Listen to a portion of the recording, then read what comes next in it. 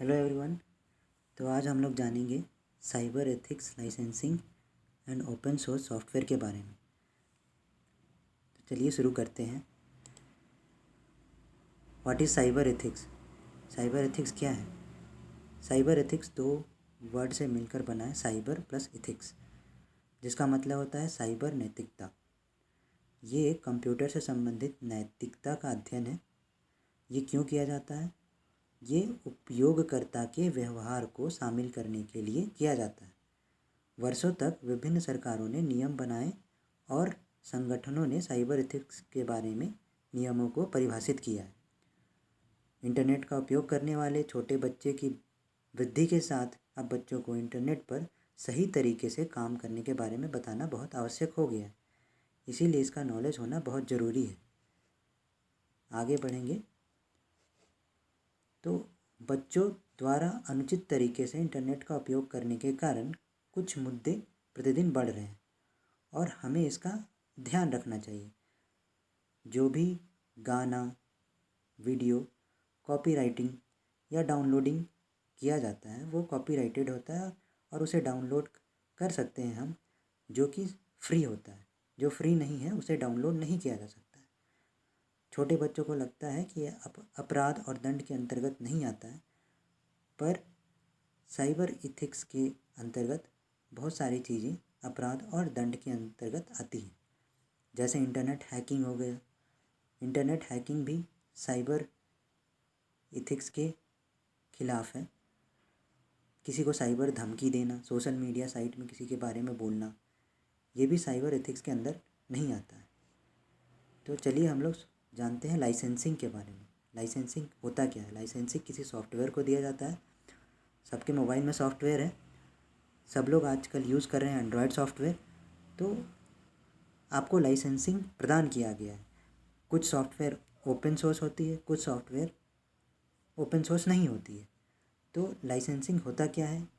एक लाइसेंस एक आधिकारिक अनुमति है या केवल अनुमति है जो किसी चीज़ को करने, उपयोग करने या खुद करने के लिए दिया हुआ होता है। किसी सॉफ्टवेयर की यूज़ करने के लिए दिया हुआ होता है। जैसे एंड्रॉयड ऐप हम लोग डाउनलोड करते हैं मोबाइल से, मोबाइल में प्ले स्टोर से, तो उसको उपयोग करने के लिए हम लोग को लाइसेंस मिलता है जो कि फ्री होता है। जब भी हम लोग डाउनलोड करते हैं कि पॉपअप आता है और उसमें लिखा होता है कि अलाउ कर रहे हैं या नहीं। तो ये दो पार्टियों के बीच में एक समझौता होता है। ये एक तत्व के रूप में एक पार्टी को किसी अन्य पार्टी को लाइसेंस दिया जा सकता है। एक लाइसेंस की परिभाषा है, लाइसेंस प्राप्त सामग्री का उपयोग करने के लिए एक प्राधिकरण है। विशेष रूप से अधिकारियों द्वारा लाइसेंस जारी किया जा सकता है। जैसे ड्राइविंग लाइसेंस होता है, इसमें शुल्क का भुगतान करने या क्षमता साबित करने की आवश्यकता हो सकती है। कभी कभी ऐसा होता है कि हमें बाइक चला के दिखाना पड़ता है, मोटरसाइकिल चला के दिखाना पड़ता है लाइसेंसिंग के लिए, ड्राइविंग लाइसेंस लेने के लिए। तो ये अधिकारियों के द्वारा लाइसेंस जारी किया जाता है। लेकिन कंप्यूटर के टर्म में जो सॉफ्टवेयर यूज़ कर रहे हैं उसके लिए लाइसेंस की आवश्यकता पड़ती है। कुछ सॉफ्टवेयर के लिए लाइसेंस की आवश्यकता नहीं पड़ती है, कुछ के लिए ज़रूरत पड़ती है। तो नेक्स्ट है ओपन सोर्स सॉफ्टवेयर। वो होता क्या है?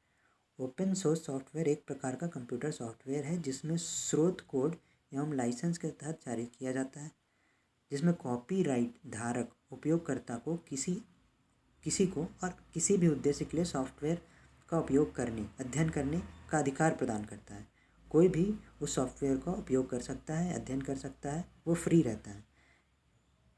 यहाँ तक कि बदलने और वितरण करने का भी अधिकार दिया जाता है ओपन सोर्स सॉफ्टवेयर को। ओपन सोर्स सॉफ्टवेयर एक सहयोगी सार्वजनिक तरीके से विकसित किया जा सकता है। आप भी इसको बदल सकते हैं। ओपन सोर्स सॉफ्टवेयर एक खुले सहयोग का एक महत्वपूर्ण उदाहरण है।